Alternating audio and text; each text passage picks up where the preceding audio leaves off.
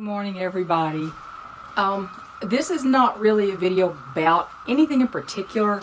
It's just that I wanted to explain to mainly my new subscribers.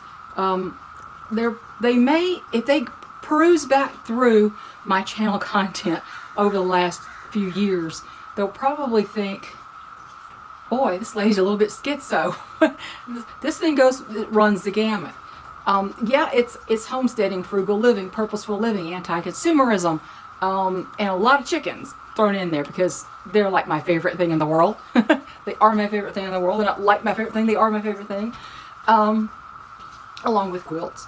But, there's a lot on this channel that may not feel like it ties into each other sometimes. And of course I have to punch the government every once in a while because a lot of things that are happening right now, it is heading to a place where it's going to compromise our ability to homestead and our freedom to grow food for our own families and to have poultry for eggs and meat and fertilizer, because they're going to say one of these days that, it's not safe for you to grow your own food. You have to let us do it for you. I can see that coming.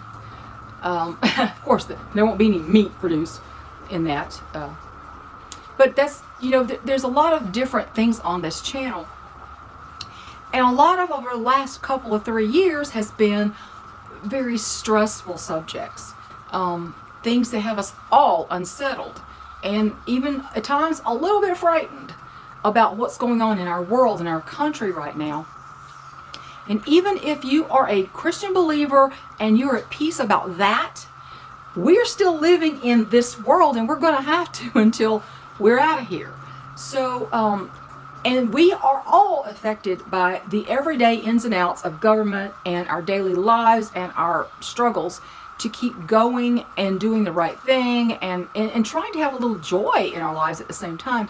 And so you'll see among all this content, quite a few slideshows presented with music. And a lot of it has to do with just giving you, in addition to giving all the stuff to get you upset, not trying to get you upset, but get you informed and get you motivated and get you revved up for helping yourself, you also need a little something for the soul, as they say. And I'm not talking religiously, I'm just talking about something quiet and peaceful and positive and happy, because we can't live without that. We can't live without something day to day. And of course, the spring still happens. The birds sing, they make nests, they raise babies. There's little bunnies hopping through the forest. There's the beautiful flowers and the greenery that comes out every spring. There's some things that continue no matter what's happening in the world.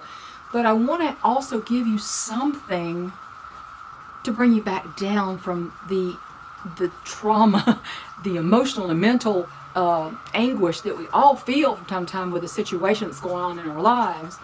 And I don't want it to all be gloom and doom and chicken little, oh my gosh, stuff.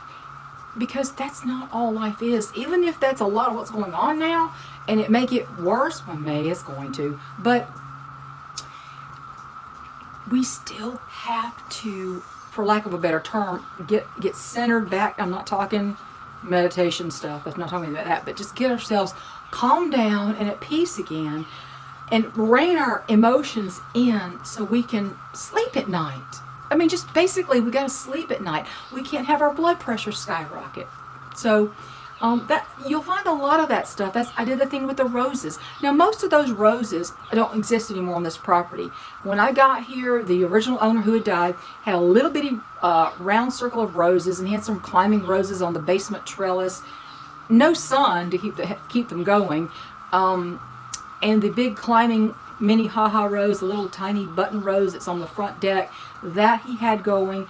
But there he would not cut down trees, so you can't grow roses without sun for the most part. They have to have some sun. And I started buying roses, and of course, there just wasn't enough sun, so most of them passed away, most of them kicked the bucket. And but they were so beautiful. I love roses, and I like almost everything except traditional red roses. I like all the unusual roses. My favorite was the honey perfume patented rose that I had. Absolutely stunningly gorgeous. And now that I have a lot more sun from clearing trees, I may start over again and get some more roses. I have places I'd like to plant some more roses and have that back again. But that was always a pleasure, seeing those beautiful roses bloom as long as they were living. So I did the slideshow of all those roses, and I didn't realize we had a lot of roses for a long time. But we all need to calm down once in a while and take a day where we don't listen to the news. Now, we have to know what's going on, obviously. Dave Hodges from the Common Sense Show, he said he talked to somebody at McDonald's. He was at McDonald's, and he asked the girl that waited on him, what do you think about President Biden's push to get rid of 90% of all meat production, and by 2030 you can have you can have one hamburger a month. And he says, I've never heard such thing. I don't watch the news. He said, you really haven't heard? Surely your boss's heard it's going to affect your life. It's going to affect your job. And the manager came over and talked to him. And the manager, who was in his or her 30s, I can't remember if it was a man or a woman, hadn't heard of it either. Didn't have a clue. Boy, I tell you what, ignorance is bliss, but only for a short time. Then reality's going to hit them too. But that. Now they're going to go, if they have any sense at all, they'll start researching it. You can't just not listen to the news ever. You can take breaks, but you've got to get back and at least know what's going on, what's going to affect you. But among all that, you also have to be at peace with your life. You've got to do things that bring you pleasure and joy in your life. And so that's what some of those videos, the slideshows with music, the a peaceful trip through the Broody Zone. I had one called Just Breathe, I think it was, I don't know, and one called Peace, and the roses, and just things like that. I try to intersperse in the content, and every once in a while I'll tell a funny story. But anyway, you want to hear a funny story today? I thought of one this morning, and I have no idea why this popped into my head. My son is going to kill me for telling you this. Both of my sons are in their 40s. One's in mid-40s, and the other one's in the lower 40s. But we were career military, career Air Force, and this story cracked me up every time. And it's so long ago because it happened when my younger son was only 5 years old, and it cracks me up every time I think about it. And it's touching and hysterical at the same time. But yeah, I'm talking about you. I don't remember all the details exactly, precisely as they happened, but I remember enough of the story content that I think you'll get quite a kick out of it. We were living in base housing, and at the time the base housing was a U-shaped, the horseshoe-shaped kind of assemblage of townhouses, townhomes, and they were in a U-shape, and in the center was this green area, green lawn in the front where all the kids played in there, and behind it was a mini shopping center, sort of a mini mall kind of thing. It had a bank in it. I think it was our bank. I'm not sure. A bank, our bank.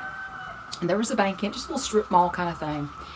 And I went off one morning, and my husband was at home. I don't remember what day this was. My husband was at home, and he had the doors open, and it was a warm day. He was sweeping out. This had like the old-fashioned linoleum tile floors. The tile that you put the mastic down, and you stick the tile down, that hard linoleum floor, linoleum tiles. It was base housing. It was El Cheapo, utilitarian. But anyway, he had the back door open and the front door open, and the front door opened into the big courtyard, and he was sweeping out. He was sweeping out the house, the bottom story of the house. And he told me when I got home. I don't remember where I was gone. My older son was not at home. He must have been in school, or he was at, I don't know where he was. He was 7 years old, so I'm not sure exactly where he was, or if I went to get him or something. I can't remember that. But all I remember is I was not there. When I got home, my husband said, "Boy, you really missed it." I said, "What happened?" And he said, "Well, I was sweeping, and all of a sudden I hear the door slam.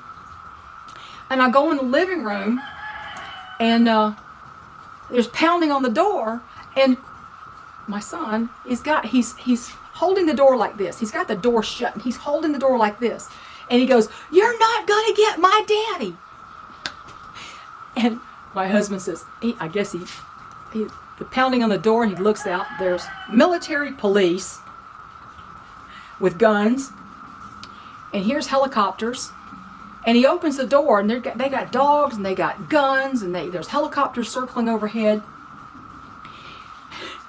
And he goes, he says, "What's this about?" And the MPs said, "The bank back behind you was robbed, and we're looking for the suspect who ran into the townhome, into base housing.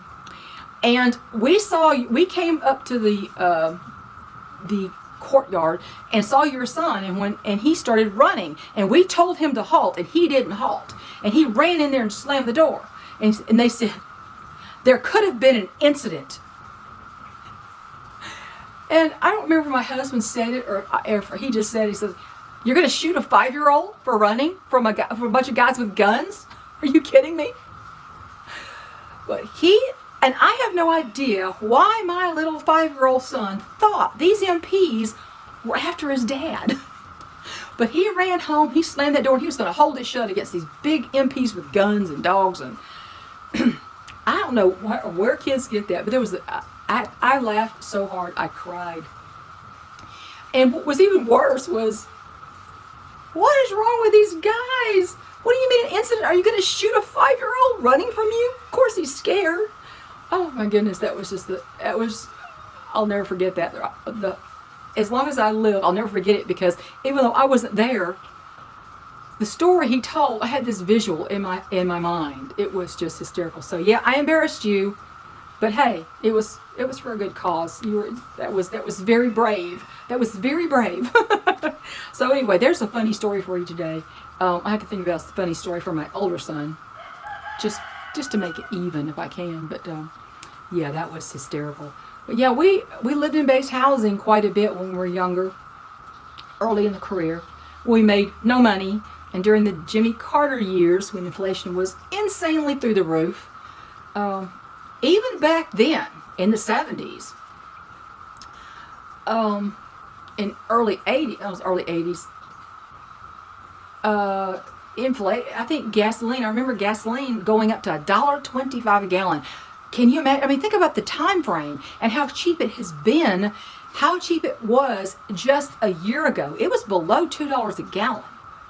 And from 1980 to 2021, gas was still that low, and now here it goes back up. But so $1.25 a gallon was insanely expensive then. That's what happens when that mindset gets into the White House, sadly.